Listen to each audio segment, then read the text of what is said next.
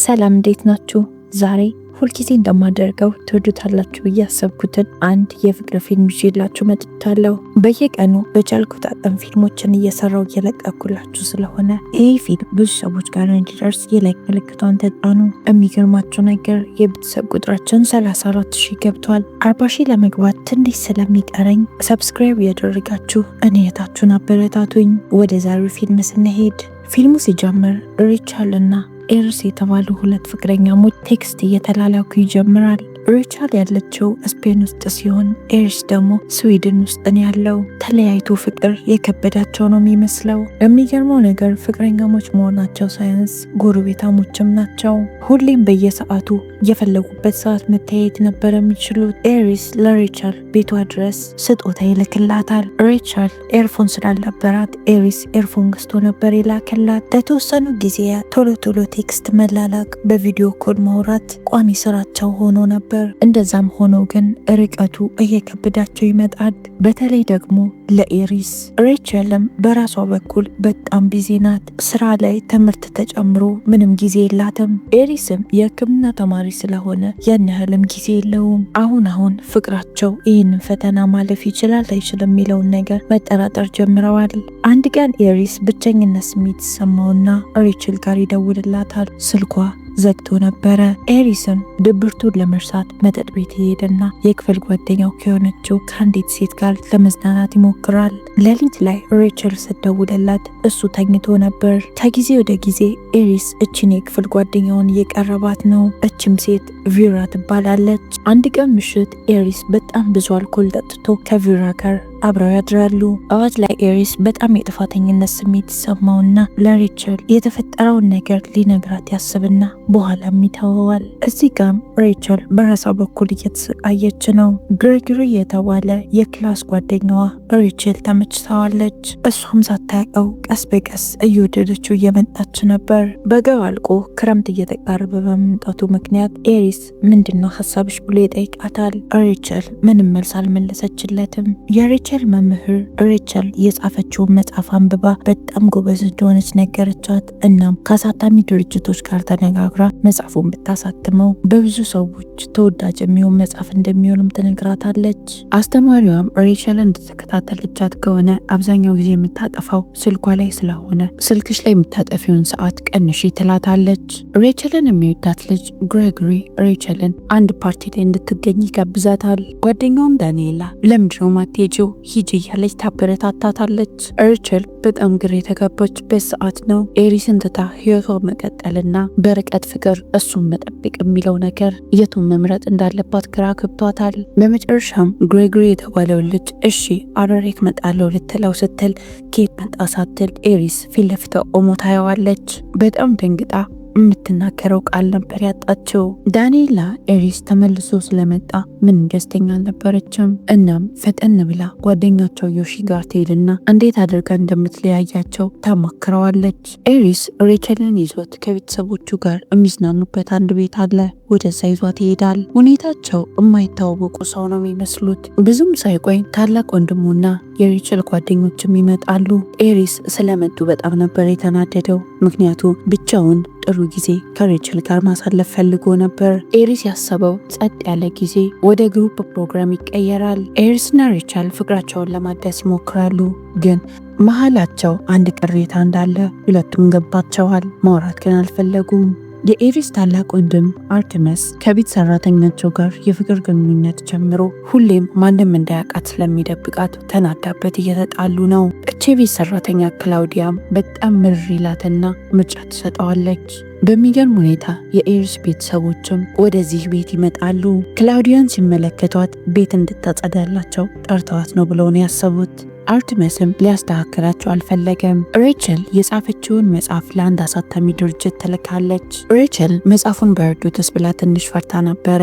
ዮሺ ግን ካጠገቧ እንደሆነና የምትጽፋቸው ጽሁፎች በጣም አሪፍ እንደሆኑ ይነግራታል። ከፍቅረኛዋ የምትጠብቀውንም ድጋፍ ከጓደኛዋ አገኘች።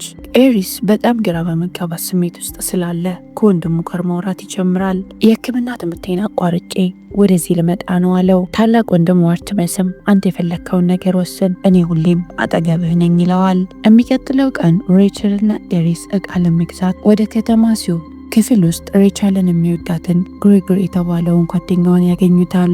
ኤሪስና ግሬጎሪ እርስ በርስ ይተዋወቃሉ። ግሬጎሪ ሬቸል የኤሪስ ፍቅረኛ እንደሆነች አያውቅም። እናም ግሬጎሪ እንደነገረው ከሆነ በተደጋጋሚ እንደሚወዳት እየነገራት እስካሁን ምንም መልስ አልሰጠችውም። ኤሪስ በጣም ነበር ደስ ያለው። በኋላም በትንሽዬ ጀርባ ሁሉም ሊዝናኑ ይወጣሉ። ኤሪስና ሬቸል ብቻቸውን የሚሆኑበት አጋጣሚ አግኝተው ማውራት ይጀምራሉ። ለረጅም ጊዜ ሬቸል ደስተኛ አልነበረችም። በዚህም መሃል አንድ ሌላ ጀልባ ይመጣል። እዚህ ጀልባ ውስጥ የኤሪስ የክፍል ጓደኛ ቬራ አለችበት። ቬራ አንድ ላይ ከእናቷ ጋር ነበር ልትዝናና የወጣችው። እናም እናቷና ቬራ ለሬቸል ጥሩ አልነበሩም። ሬቸልም በጣም ትናደዳለች። በዚህ ላይ ደግሞ ቬራና እናቷ ሁሉንም ለእራት ይጋብዛሉ። ዳንኤላና ዮሺ እንደሚያዩት ከሆነ ቬራ ኤሪስን የራሷ ለማድረግ ነው ቆርጣ የተነሳችው። ቬራ ከኤሪስ ጋር አንድ ክፍል እንደሚማሩና ያሳለፉትንም ጊዜ ማውራት ጀመረች።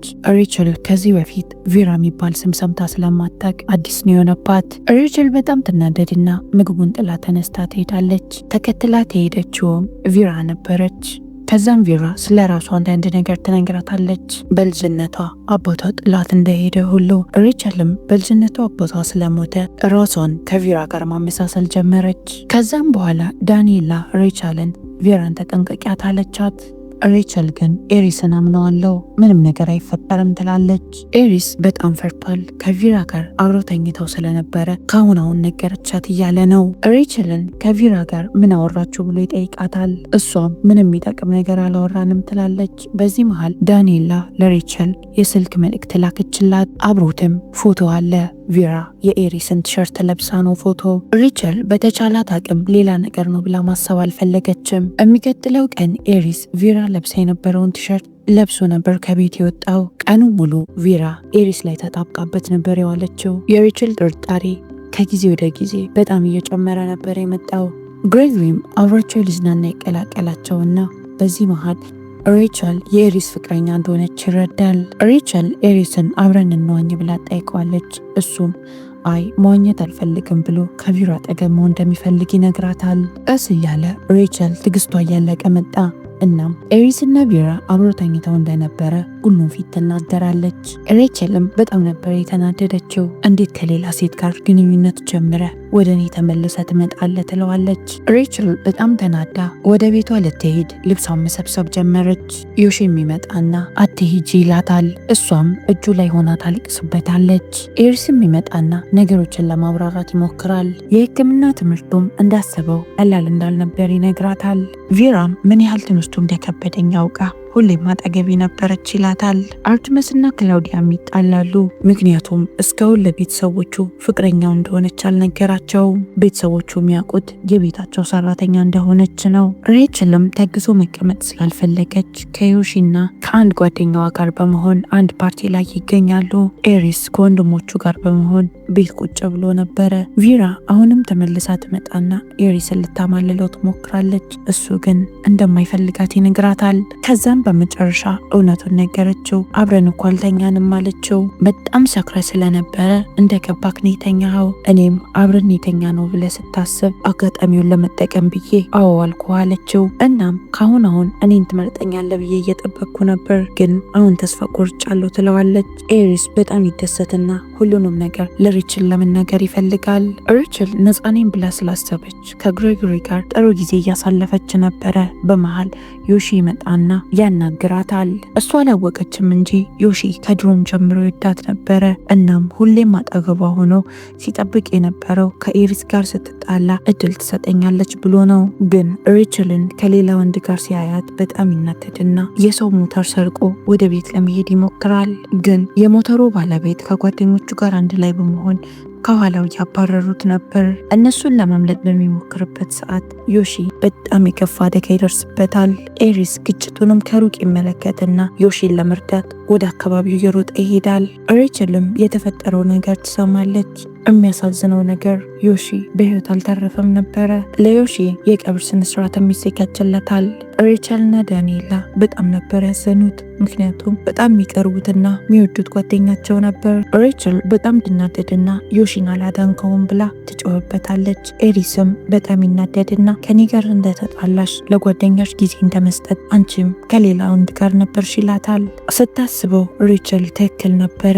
የቀብር ስነስርዓቱ ላይም ንግግር ታደርግና ጊዜ ስላልሰጠችውና የሰጣትን ፍቅር መልሳ ልትሰጠው ስላልቻለች ይቅርታ ትጠይቀዋለች። ከኤርሺ ሞት በኋላ ሬቸል ራሷን አልነበረችም። ኤሪስም ልቡ እንደተሰበረ ወደ ትምህርቱ ይመለሳል። አሁንም ቢሆን ኤሪስ ሬቸልን ይወዳታል፣ ግን የርቀት ፍቅራቸው እየሰራ አልነበረም። አሁን ላይ ሬቸል ራሷ ላይ ነው እንጂ መስራት የምትፈልገው አዲስ ፍቅር ውስጥ መግባት አትፈልግም።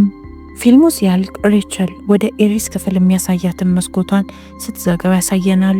በዛ መስኮት በኩል ነበር ፍቅር የጀመሩት።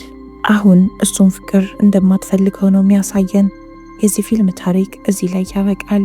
ለምንድን ነው ግን በጣም የሚወዱን ሰዎች የማይታዩን?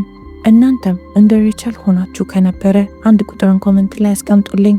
ፊልሙን ከወደዳችሁት ላይክ፣ ሼር፣ ሰብስክራይብ ማድረግ እንዳትረሱ። እወዳችኋለሁ።